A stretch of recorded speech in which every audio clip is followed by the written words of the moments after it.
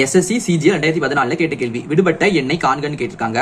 7 4னா நமக்கு 53 கிடைக்குதா, 11 6னா 127 கிடைக்குதா, 14 3னா இங்க என்ன வரும்னு கேட்டிருக்காங்க. இது நமக்கு ரொம்ப ஒரு ஈஸியான கேள்வி தான். இப்போ நமக்கு பாருங்க, ஃபர்ஸ்ட் இங்க 7 இருக்கு, இங்க 4 இருக்கு. நம்ம ஃபர்ஸ்ட் இந்த 7 ஸ்கொயர் பண்ண போறோம்.